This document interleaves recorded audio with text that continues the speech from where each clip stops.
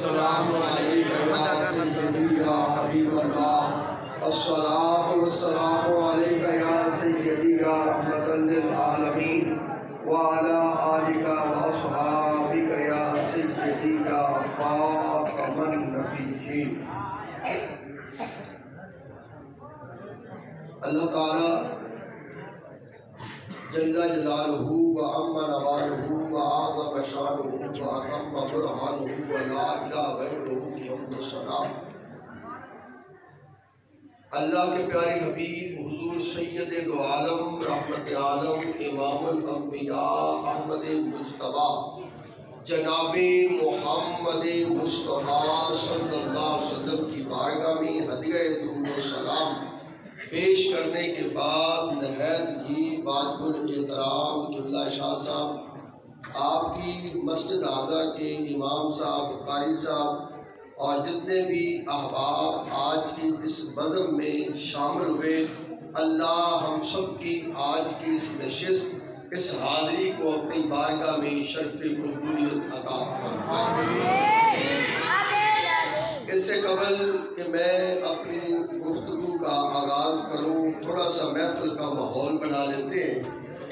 یہ جو احباب، یہ بچے، یہ جو دیواروں کے ساتھ ٹیک لگا کے بیٹھے ہیں، آپ سے گزارش ہے کہ دیواروں کو چھوڑیں اور تھوڑا تھوڑا آگے ہوں تاکہ پتہ چلے کہ یہ محفل کا رنگ کس انداز میں بننا ہے۔ تو آپ بھی بچے آگے تشریف لائیں اور مل کے سارے بیٹھیں تاکہ ہم محفل پاک کا آغاز کریں۔ چند محبت بھری باتیں قاری صاحب نے حکم فرمایا اور آپ کے حکم کے اوپر میں حاضر ہو گیا۔ چپ نہیں ہوندی بھائی، توجہ کے ساتھ چپ نہیں ہوندی بتانو، چپ کر دیں گے صاحب سے ادھر دیکھو سے بس۔ توجہ کے ساتھ آپ حضرات چند ایک باتیں سنیں، زیادہ لمبی چوڑی کوئی تقریر نہیں ہوگی، بس محبت بھری چند باتیں آپ حضرات کے ساتھ کرنی مقصود ہے۔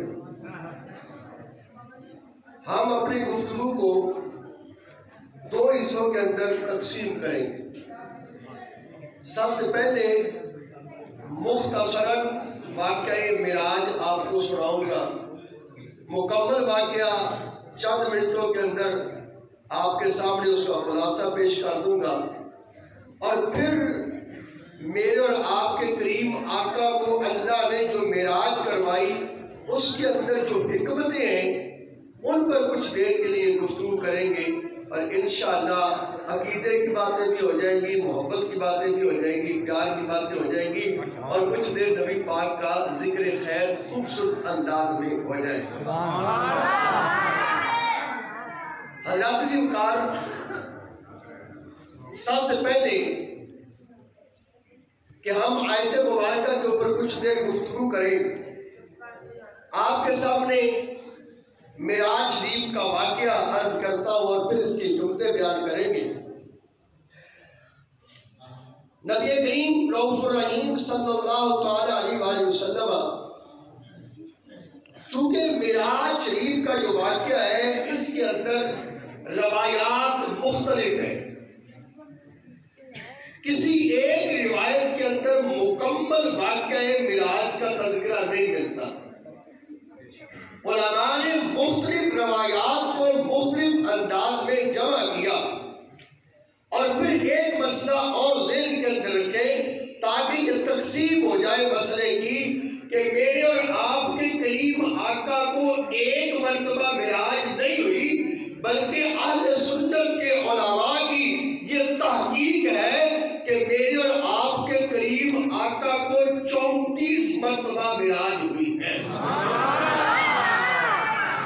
کتنی مرتبہ معراج ہوئی ہے؟ 34 مرتبہ۔ مفتی صاحب کی وجہ نے یہی تحریر کیا کہ حضور سرکار کو 34 مرتبہ معراج ہوئی، جن میں سے 33 مرتبہ معراج کا تعلق خواب کے ساتھ یا کچھ اور انداز کے ساتھ جس کو روحانی معراج کہتے ہیں، اور ایک کا تعلق جسم اطہر کے ساتھ ہے، اور ہم جس معراج کی محفل پاک سجا کے بیٹھے ہیں وہ حضور کی روحانی نہیں بلکہ میرے نبی کی جسمانی معراج کا ذکر ہے۔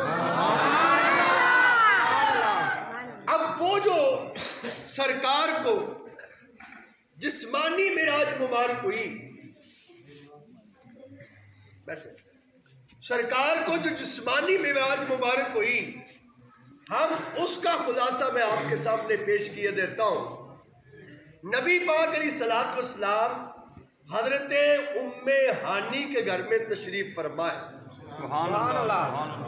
جبریل امین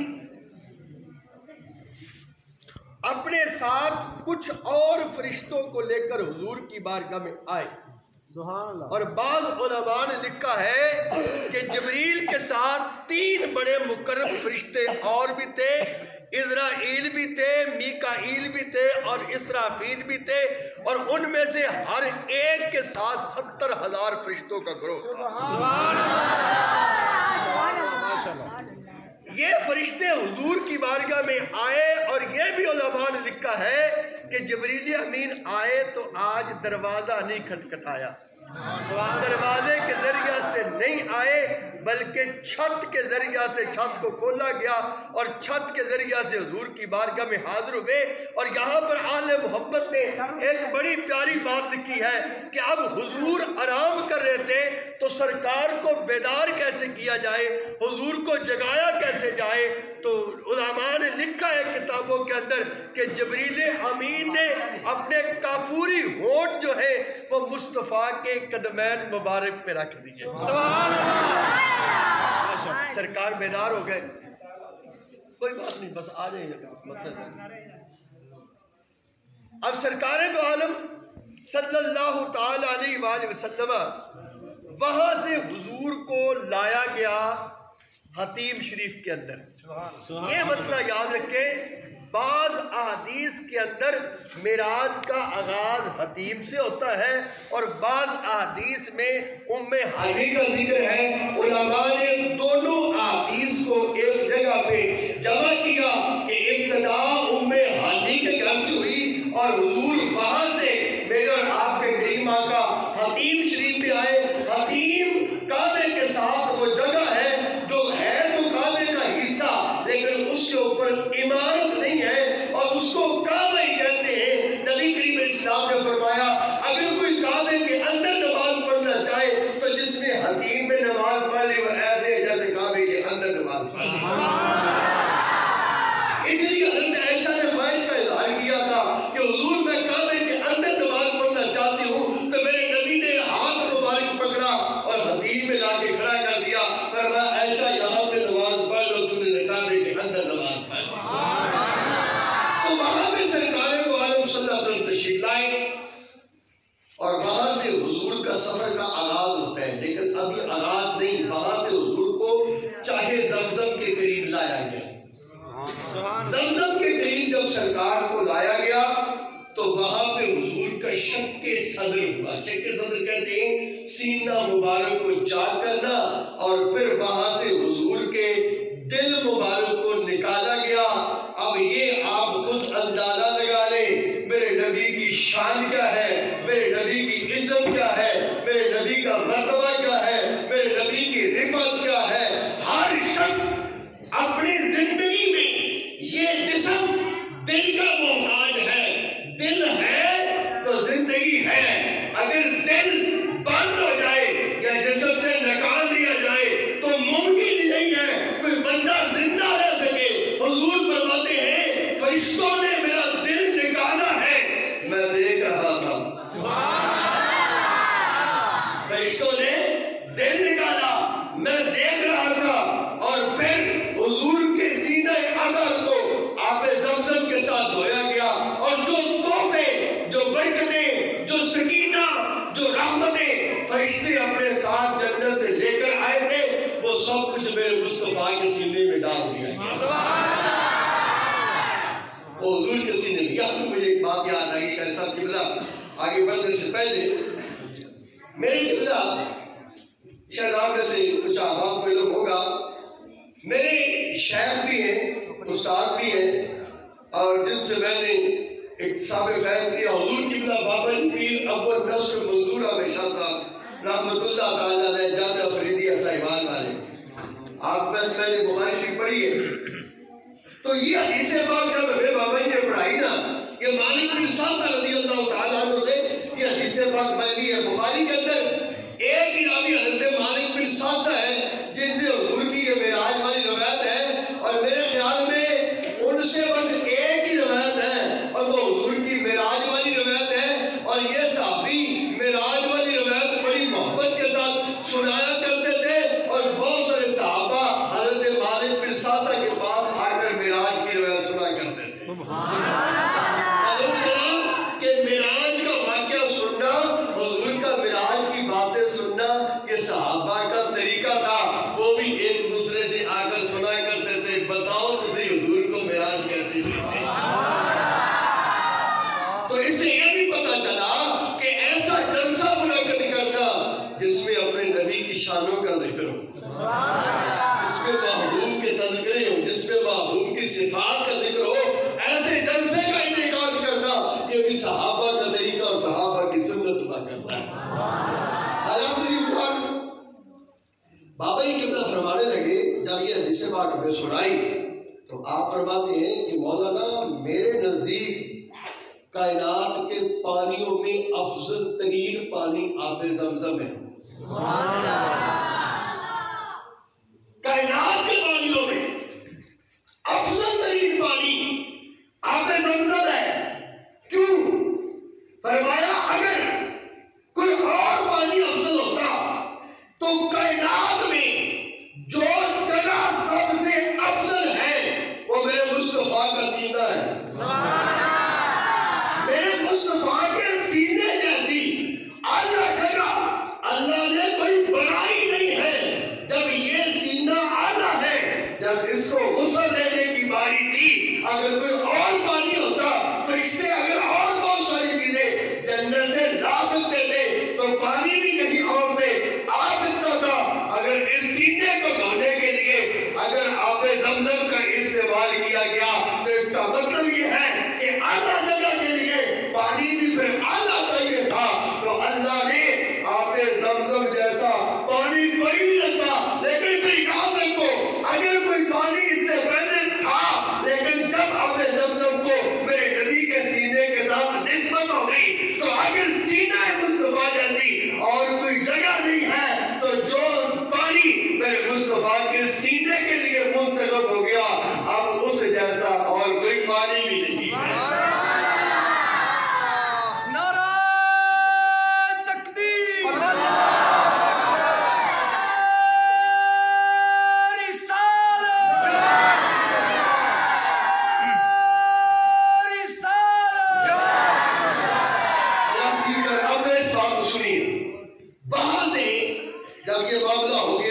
سرکار فرماتے ہیں میرے دل مبارک کو وہاں پہ رکھا گیا، پھر جوڑ دیا گیا. یارو عجیب معاملہ تھا.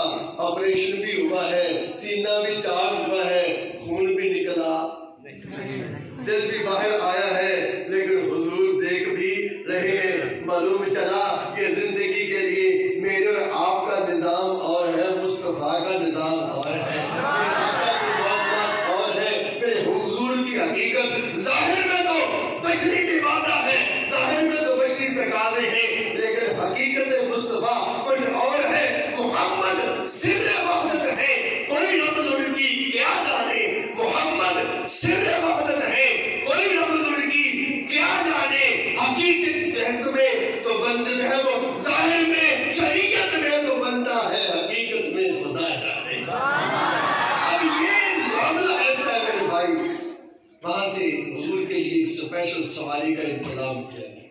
حضور فرمائے یقال لہو براق، جس کو براق کہا جاتا ہے، اور حضور نے اس کا نقشہ خود کھینچا.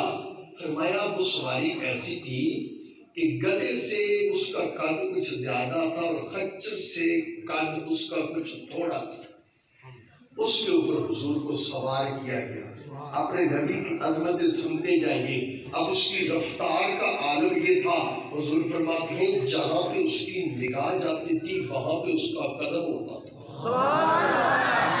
جہاں پہ اس کی نگاہ جاتی تھی وہاں پر اس کا قدم ہوتا تھا. اب 5 مقام ہیں رستے میں جہاں پر حضور کو روکا روکا گیا. پہلی جگہ آئی, سرکار کو روکا گیا. جبریل امین نے عرض کی حضور یہاں پہ رکیے, 2 رکعت نفل ادا کیجئے. مصطفیٰ کریم نے فرمایا جبریل یہ کون سی جگہ ہے؟ فرمایا حضور یہ آپ کی ہجرت گاہ ہے, اس کو یثرب کہتے ہیں, آپ یہاں پر نماز ادا کیجئے. آپ نے یہاں پہ ہجرت کر کے آنا ہے. پھر مصطفیٰ نے وہاں پر نماز ادا کی. پھر سفر شروع ہو گیا. ایک اور جگہ آ گئی, وہاں پر مصطفیٰ کریم کو روکا گیا. میرے نبی نے پوچھا جبریل یہ جگہ کون سی ہے؟ فرمایا یہ طور سینا ہے. یہ وہ جگہ ہے جہاں پہ جناب موسیٰ اللہ سے ہم کلام ہوتے تھے. وہاں پہ نماز ادا کی اور پھر آگے چلے. جبریل نے عرض کیا حضور اتریے اور نماز ادا کیجئے. فرمایا جبریل یہ کون سی جگہ ہے؟ اللہ کے پیغمبر جناب شعیب علیہ السلام کا مدین کا علاقہ ہے. میرے نبی نے نماز ادا کی. پھر سفر شروع ہوا. جبریل عرض کرتے ہیں حضور یہاں پہ رکیے اور 2 رکعت نماز ادا کیجئے. فرمایا جبریل یہ کون سی جگہ ہے؟ فرمایا یہ بیت اللہ ہے. یہاں پہ حضرت سیدنا عیسیٰ علیہ السلام کی ولادت وہاں سعادت ہوئی. یہ 4 مقام. پھر آگے چل کر بیت المقدس آ گیا. سفر اتنی دیر میں طے ہو گیا. وہاں پہ مصطفیٰ کریم نے کی سواری کو باندھا گیا اور حضرت جبریل امین علیہ السلام جو ہے وہ حضور کو لے کر جب مسجد کے اندر داخل ہوئے. ایک منظر بڑا عجیب تھا, معاملہ بڑا عجیب تھا. اولین و آخرین آدم سے لے کر جناب عیسیٰ تک اللہ کے جتنے پیغمبر تھے, وہ اولو العزم ہو, وہ رسل ہو, وہ انبیاء ہو, وہ سارے کے سارے صفے بنا کر کھڑے ہوئے تھے. کسی کا انتظار تھا مصلی امامت خالی کا. اب میرے آقا کو جبریل نے پکڑا اور مصلی کے اوپر کھڑا کر دیا. میرے نبی نے وہاں پر جو ہے وہ تمام انبیاء اور بہت سارے فرشتے وہاں پر موجود تھے. میرے آقا نے وہاں پر ان کو نماز پڑھائی.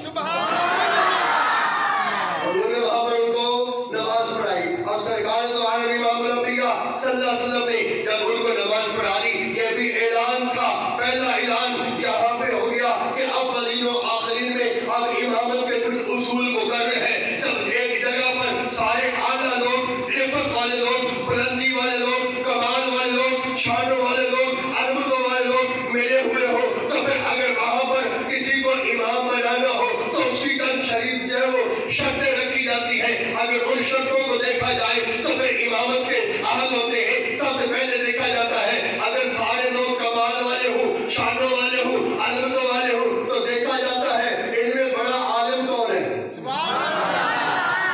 دیکھا جاتا ہے ان میں بڑا عالم کون ہے. جو عالم ہوگا امامت کا حقدار وہ ہوگا. اگر سارے علم والے ہوں, اگر سارے شان والے ہوں, اگر سارے رفت والے ہوں, تو پھر تقوی کو دیکھا جاتا ہے, پھر عمر کو دیکھا جاتا ہے, پھر حسن و جمال کو دیکھا جاتا ہے. یہ ساری باتیں معلوم چلا. وہاں پر آدم علیہ السلام جیسے بزرگ جو ہے وہ عمر کے اعتبار والے بھی کھڑے ہوئے ہیں. نوح علیہ السلام جیسے بزرگ بھی وہاں پہ کھڑے ہوئے ہیں. ادریس علیہ السلام جیسے بزرگ بھی وہاں پہ کھڑے ہیں. حسن و جمال کے بہتر جناب یوسف علیہ السلام بھی وہاں پر کھڑے ہیں. لاہن والے, خوبصورت آواز والے جناب داؤد بھی وہاں پر کھڑے ہوئے ہیں. آدم سے لے کر عیسیٰ تک سارے کمال والے اگر وہاں پہ کھڑے تھے تو میرے نبی کا ہاتھ جبریل نے پکڑا اور حضور کو مصلی پہ کھڑا کیا. تو یہ اعلان تھا کہ یہی اول, یہی آخر, وہی اول, وہی آخر, وہی قرآن, وہی طٰہٰ, وہی یاسین. یہ میرے مصطفیٰ کی شان تھی. یہ آدم سے لے کر عیسیٰ تک سارے نبی مصطفیٰ کے پیچھے تھے, مصطفیٰ سب سے آگے تھے. تو یہ اعلان تھا جس زاویہ سے دیکھو گے, جس طرف سے دیکھو گے, یہ تمہیں اعلیٰ نظر آئیں گے. حسن یوسف, دم عیسیٰ, ید بیضا داری, آج خوبا ہوا دار تو تنہا.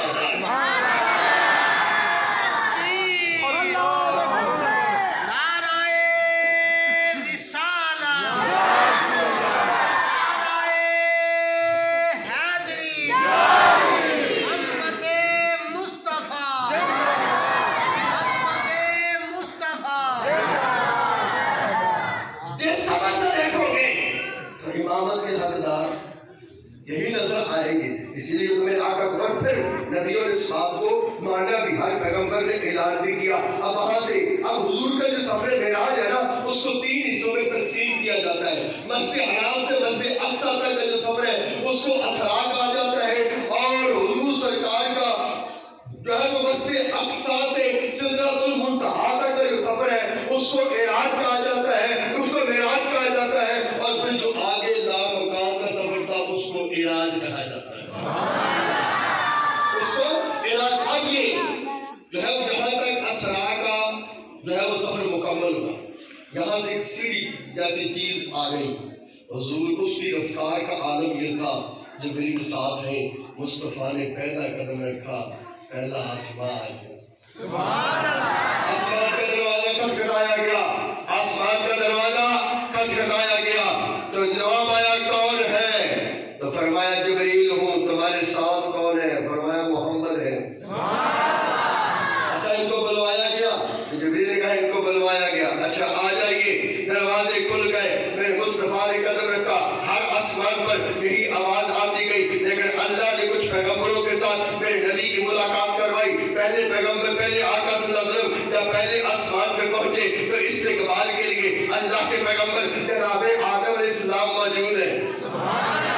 میرے آقا پہلے آسمان پہ پہنچے، استقبال کے لیے آدم علیہ السلام بیٹھے ہیں، آدم علیہ السلام مرحبا کہتے ہیں، بیٹا کہہ کر پکارتے ہیں، صالح کہہ کر پکارتے ہیں، میرے نبی کا استقبال کرتے ہیں، راز و نیاز محبت پیار کی باتیں ہوتی ہیں، مصطفیٰ کی ملاقاتیں ہوتی ہیں، پھر سفر شروع ہوتا ہے، دوسرا آسمان آ جاتا ہے، دروازہ کھٹکھٹایا جاتا ہے، دروازہ کھلتا ہے، اللہ کے دو پیغمبر میرے نبی کے منتظر ہیں، حضرت سیدنا دونوں خالہ بھائی ہیں، ایک جناب سیدنا یحییٰ علیہ السلام ہے، دوسرے جناب سیدنا عیسیٰ علیہ السلام ہے، ملاقات ہوتی ہے، راز و نیاز کی باتیں ہوتی ہیں، پھر سفر شروع ہوتا ہے، تیسرا آسمان آ جاتا ہے، وہاں پر اللہ کے پیغمبر جناب یوسف علیہ السلام ملاقات کے منتظر ہیں، پھر سفر شروع ہوتا ہے، چوتھا آسمان آ جاتا ہے، وہاں پر اللہ کے پیغمبر سیدنا ادریس علیہ السلام ملاقات کے منتظر ہیں، پھر سفر شروع ہوتا ہے، پانچواں آسمان آ جاتا ہے، وہاں پر اللہ کے پیغمبر حضرت ہارون علیہ السلام ملاقات کے منتظر ہیں،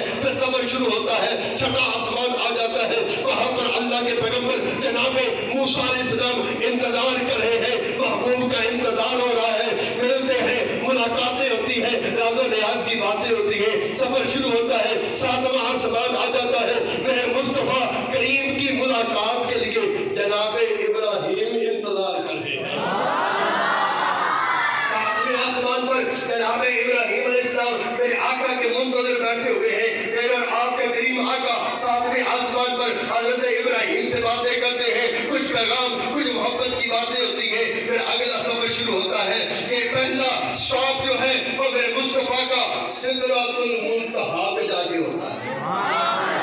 منتہا کا معنی ہوتا ہے انتہا کی جگہ، اس کو سدرۃ المنتہا اس لیے کہتے ہیں کہ زمین والے فرشتے کہاں سے چلتے ہیں اور وہاں پر جو ہے وہ پہنچتے ہیں، اور آسمان والے اوپر والے فرشتے وہاں سے آتے ہیں، جہاں پر فرشتوں کے پیغام رسانی کا آپس میں تبادلہ ہوتا ہے، اس لیے اس جگہ کو سدرۃ المنتہا کہا جاتا ہے۔ اس سے آگے جو اگلے مقام ہے، پھر حضور کا سفر شروع ہوتا ہے، اور حضرات زیرکار پھر عرش بری، اور پھر جو ہے وہ لامکان تک کا سفر ہے، چلتے چلتے پھر یہ جنت بھی، دوزخ بھی، اور سب سے بڑا انعام لامکان بھی پھر مصطفیٰ تھے، یا مصطفیٰ کا خدا تھا، پھر وہاں پہ ملاقات ہوتی ہے۔ اہل سنت کے جمہور اہل سنت کے عقیدے کے مطابق کہ معراج کی رات میرے نبی نے اپنے رب کا دیدار کیا، ان آنکھوں کے ساتھ کیا۔ وہ کیفیت کیسی تھی، وہ حالت کیسی تھی، وہ معاملہ کیسا تھا، وہ تو جانے جس نے دیدار کروایا تھا، یا وہ جانے جس نے دیدار کیا تھا۔ یہاں تک کچھ باتیں ہوئی، محبت بھری، پیار بھری، وہاں پر جو ہے وہ تحفے تحائف ملے، اور وہاں سے آقا کریم صلی اللہ علیہ وسلم کو واپس پہنچایا گیا، جنت دکھائی گئی، دوزخ دکھائی گئی، اور بہت سارے معاملات، اور فرشتوں نے حضور کی زیارت کی، بہت کچھ تھا۔ پھر سرکار آ گئے، وقت کتنا گزرا، اب آئیے یہ طبقہ معراج کتنا، اب اس کے اندر جو حکمتیں ہیں، پہلی چیز ذہن کے اندر رکھیے کہ حضور کو اللہ نے دو بڑے معجزے عطا کیے۔ ویسے تو میرے نبی کا سارا سراپا ہی معجزہ تھا، حضور سار کے بالوں سے لے کر پاؤں مبارک تک سرکار معجزہ ہے، مصطفیٰ بولے تو معجزہ، مصطفیٰ چلے تو معجزہ، مصطفیٰ گفتگو فرمائے تو معجزہ مصطفیٰ، دیکھے تو معجزہ مصطفیٰ، سونگے تو معجزہ میرے آقا، پکڑے تو معجزہ میرے نبی کی ہر ادا معجزہ ہے۔ سر سے لے کر پاؤں مبارک تک میرے مصطفیٰ کو اللہ نے معجزہ بنایا، لیکن دو معجزات میرے مصطفیٰ کے بہت بڑے ہیں، ایک اللہ کا قرآن ہے، دوسرا سفر معراج ہے۔ اب حضور بے مثال جس طرح قرآن نے بار بار چیلنج کیا کہ اس جیسی کوئی ایک بات ہی بنا کے دکھاؤ، قیامت تک قرآن بے مثال اور اس کی مثل کوئی صورت نہ آج تک بنا سکا، کوئی آیت نہ بنا سکا، کوئی بات نہ بنا سکا جس طرح قرآن۔ اور اللہ نے محبوب کو سفر معراج کروایا۔ لوگ سفر تو بڑے کریں گے، ٹیکنالوجی تو بڑھی جائے گی، محبوب جان نے معراج کروا دیا۔ جتنا کچھ تو اتنے وقت میں دیکھ آیا، نہ کوئی ٹیکنالوجی آئے گی، نہ کوئی چیز بڑھے گی جو تیرے اس سفر کا توڑ کر سکے۔ جس طرح تو کتاب کے لحاظ سے اعلیٰ ہے، اس طرح تو سفر کے لحاظ سے بھی اعلیٰ ہے، سفر کے اعتبار سے بھی تو اعلیٰ ہے۔ اب آئیے، یہ جو قرآن مقدس کی میں نے آیت مبارکہ آپ کے سامنے پڑھی، اس کے اندر پہلے جملہ اللہ کریم نے ارشاد فرمایا، آغاز کیا سبحان الذی اسریٰ بعبدہ۔ بعض لوگوں کا یہ خیال ہے، اب عقیدے کی چند باتیں آپ نے ذہن کے اندر رکھنی ہے۔ ہم ہیں اہل سنت۔ ہم کون ہیں؟ اہل سنت کا یہ عقیدہ ہے کیا کہ حضور کا یہ سفر مبارک جو تھا یہ جسم کے ساتھ تھا، روحانی نہیں تھا۔ یہ روحانی معراج کی بات نہیں، یہ جسمانی معراج کی بات ہے۔ پہلی چیز، اس پر کچھ اشکالات ہیں، وہ سن لیجئے۔ ہو سکتا ہے کل آپ کے سامنے کوئی بندہ بات کرے تو آپ کو جواب دینا آسان ہو۔ پہلی چیز ذہن کے اندر رکھیے، جب کوئی بندہ یہ کہے نا کہ یہ کیسے ہو سکتا ہے، عقل نہیں مانتی، تو اسے جواب یہ دیں کہ معجزہ ہوتا ہی وہ ہے جو عقل میں نہ آئے۔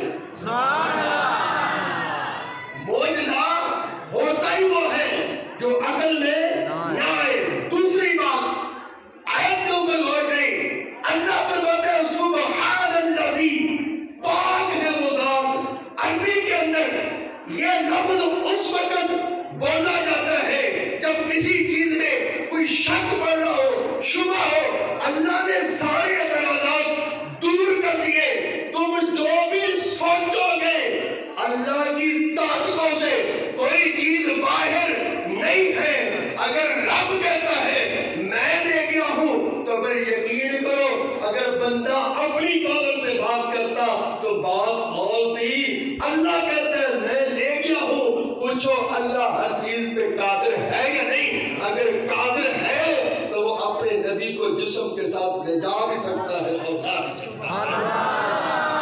میں ایک بات اور عرض کرتا ہوں، اچھا یہاں پہ فلاسفہ نے کچھ اعتراضات کی، وہ بھی آپ بات کرتے ہیں، اور اگر دیکھو جی یہ جسم ہے، اور حضور اگر آپ کہتے ہیں کہ سرکار جسم کے ساتھ گئے تو یہ جو جسم ہے نا، تو حضور کا جسم کے اوپر موسم کے اثرات بھی پڑتے تھے، معاملات بھی تھی، گرمی اور سردی کا معاملہ بھی تھا۔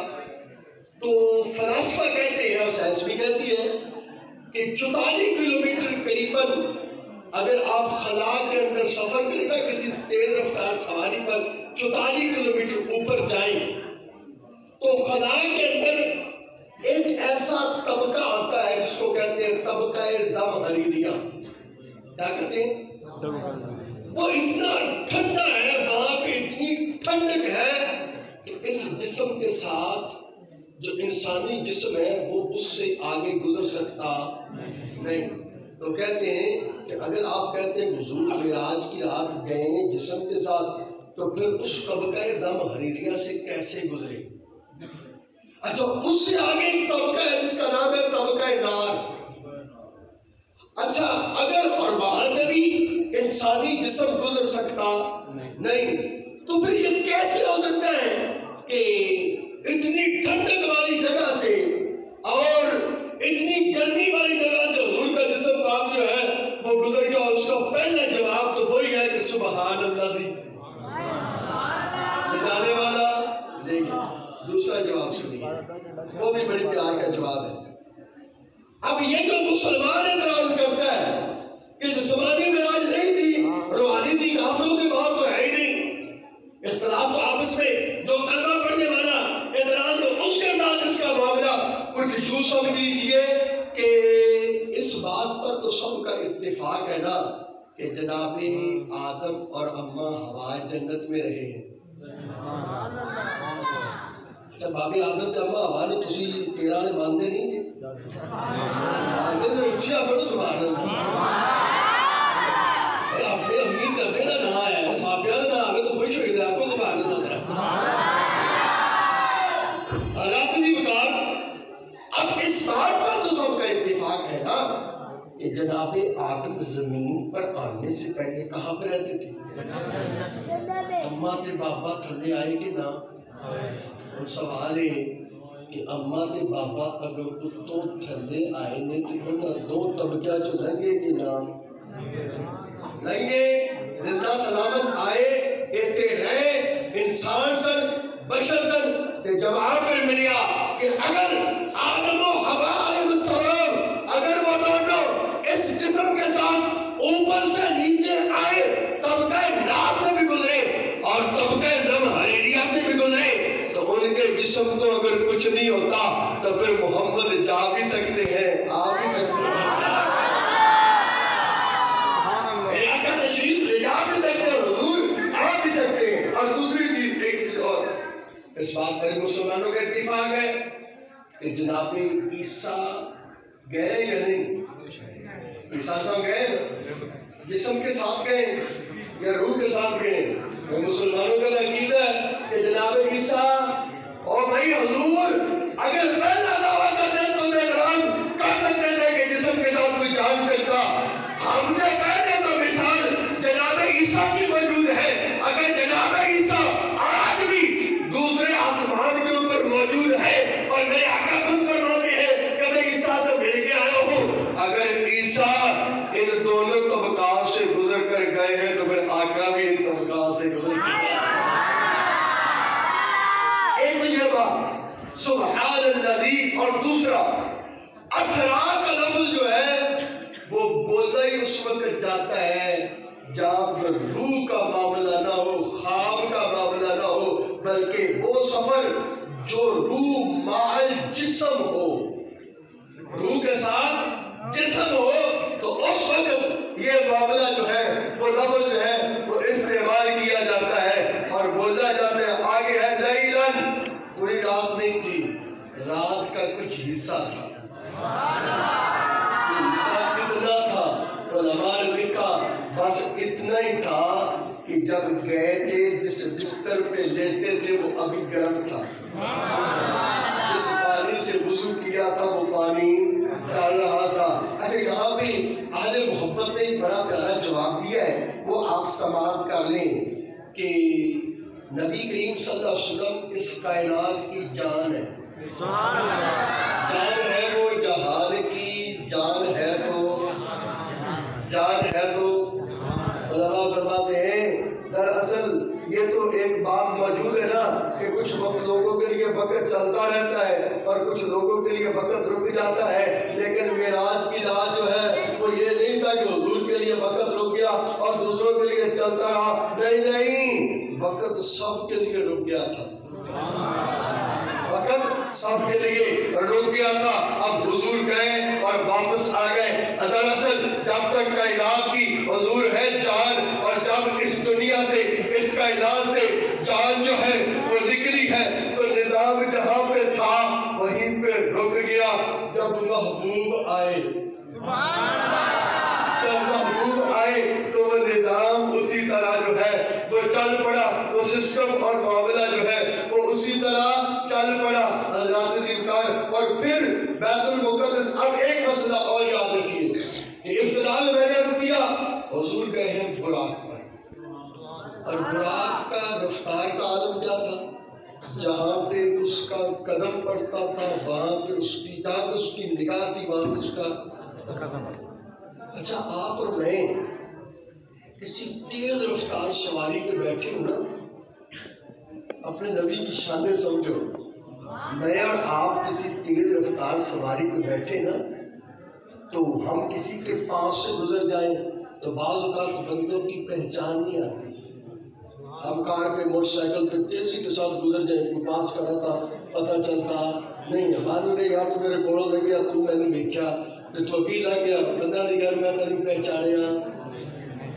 پہچانیا ملاقات وہ ہے بندے وہ ہے جن سے بندہ روز ملتا ہے، تیزی سے پاس سے گزر گیا، لیکن ملاقات جب گزر گیا بندہ تو بندے نے پہچانا نہیں. اور پھر یہ بھی بندے کی بشر کا یہ بھی تقاضا ہوتا ہے، معاملہ ہوتا ہے کہ آپ اگر یہ جو کئی ہزار میل جو ہے وہ گھنٹہ کی رفتار سے یہ جو چلتا ہے نا جہاز کئی 100 میل لگاتار سفر طے کرتا ہے، ایک گھنٹے کے اندر کئی 100 میل سفر طے کر گیا جہاز جو ہے، اس جہاز کی ننگی پیٹھ پر کوئی بیٹھ نہیں سکتا. پرکھچے اڑ جائیں، طاقت نہیں ہے. ہوا کا دباؤ کتنا ہوتا ہے. میرے مصطفیٰ جہاز سے کہیں زیادہ تیز رفتار سواری تھی جس میں حضور بیٹھے. پہلے تو میرے نبی کی طاقت کا اندازہ ہے.